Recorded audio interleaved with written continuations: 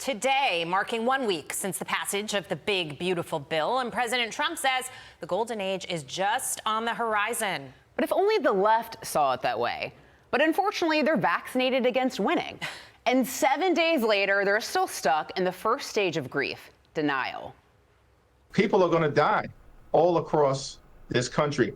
This bill also rips food away from the mouths of children. Why am I paying federal taxes if they're not going to do anything? If they want the states to take care of everything, I'll pay state taxes and not federal taxes. Yeah, right. Watch the IRS come after me now. This is a red alert moment. Republicans are killing people. If we don't take action now, it will be too late. We've gone from calling the bill ugly to calling it literally deadly. But Democrats better grow a thicker skin because Republicans in Congress are already eyeing more big tax cuts coming hopefully this fall. It's almost like they're grasping at straws. Well, President Trump sat down with Lara Trump to debunk this nonsensical Democrat talking point about the bill. Here's an exclusive first look. You asked to have the one big beautiful bill on your desk to sign on July 4th. You got it on America's birthday. The question I think a lot of people have is when will they actually start to see the positive impact? They're already seeing them, and we are getting investment because of that bill. I say to people, Republicans or anybody, explain the bill because it's so big and so good. Because the Democrats, they only do one thing good, and that's complain. And they say it's going to cause death and this and that. They don't mean it's a soundbite. Somebody gave them a soundbite. It's going to cause death. Not going to cause death. It's going to keep people alive. Joining us now is the host of My View with Lara Trump on Fox News. Lara Trump, great to see you. Thank you so much for being here. And so when the Democrats start, screaming and yelling that this bill is going to kill people, they're referring to Medicaid. There were no actual cuts to Medicaid. This spending just slowed down a little bit. The president has often said if Medicaid isn't reformed in some way, there are people on it who are not entitled to the benefits. They're in this country illegally. There are people on it who are working and able-bodied. They don't need the benefit, yet somehow they're getting it. If we keep on this track, the whole system will implode. Yet they're going around and saying people are going to die from this. It's factually false. Yeah, Jackie, what you just explained is called a scam. Whenever you're getting money for something you shouldn't be, when you are an able-bodied person, as you just explained, or someone who isn't entitled to those benefits, you shouldn't get those benefits. I thought it was pretty amazing to hear President Trump say, the only thing the Democrats do well is complain. I would actually add something to that. The other thing they do well is lie. And they have lied extensively about this bill. This is going to make the 2017 tax cuts permanent. Think about how impactful that will be for so many people. They were going to end. They were going to sunset. And then that would have been a huge tax increase for every single American. This strengthens our border. It strengthens our military. It makes it easier to do your taxes. It incentivizes companies to come here into the United States and invest here in America for American workers.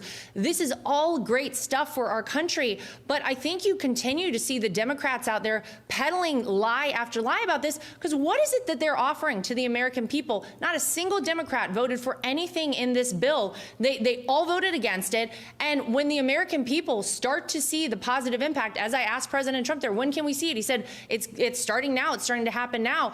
They're going to look even more foolish than they already do, because they are every single day working against the betterment of this country. And it's clearly to their own detriment. Just look at their polling as of late. Yeah. But Lara, we both know that the Democrats lie, and sometimes lies work.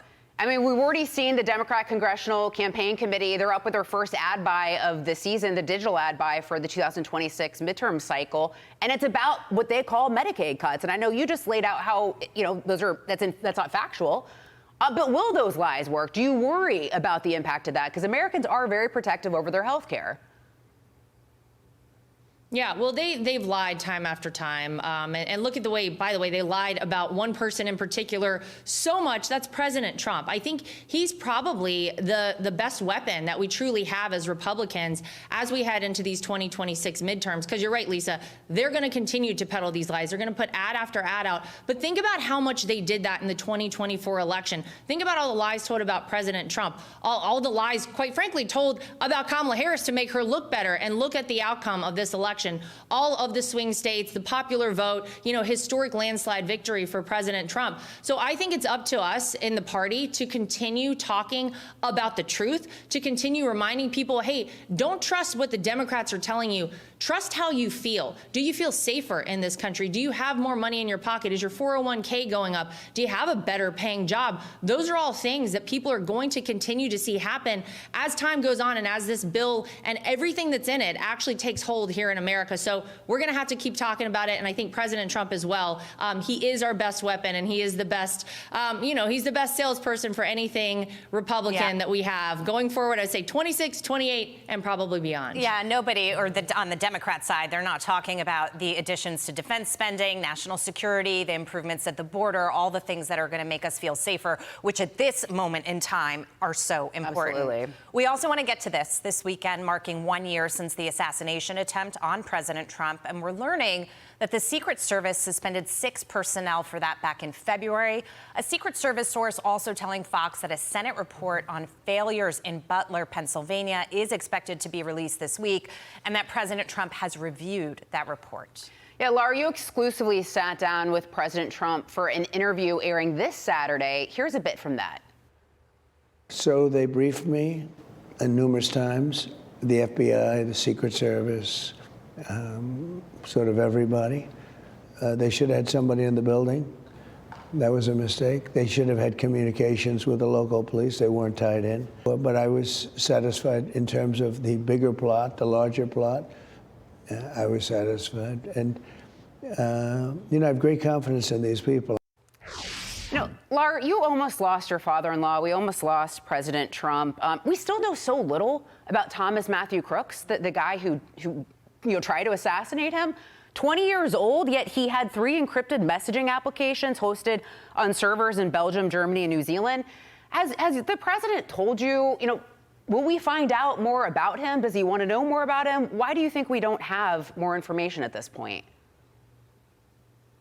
Well, and that's sort of how I led into that question, actually, with him. I said, look, we all remember that there were congressional members who visited constantly in the weeks following that assassination attempt, that space there in Butler. We heard time after time, we're going to get to the bottom of it. But I think the American people are kind of still waiting to get to the bottom of it. I'm very encouraged to hear the fact that hopefully we get this Senate report. I think that will maybe go quite a long ways with the American people. But, to hear the president, and as I know him, my father-in-law, say that he's satisfied with the information he has, that does make me, as his daughter-in-law, feel better. That makes me, as an American, feel better. I think if we can expose that to the American people, I think it'll be a big thing, because we do all still have a lot of questions. What I can tell you is that the new Secret Service director, Sean Curran, is doing a great job. He is on top of everything. I visited the Secret Service Training Center myself for my show a couple months ago, and it's pretty incredible to see what they're doing out there and the way they're training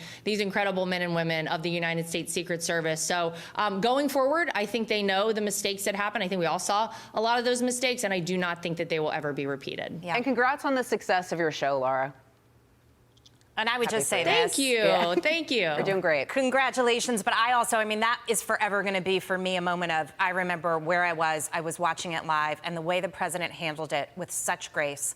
I will never forget that. Well, and then taking the stage, being brave enough to take the stage at the Republican National Convention. So, Lara, it's so great to see you. And we're so glad that he is safe and he's president of the United States. So, thanks for joining us. Amen. Thank you, ladies. Appreciate it.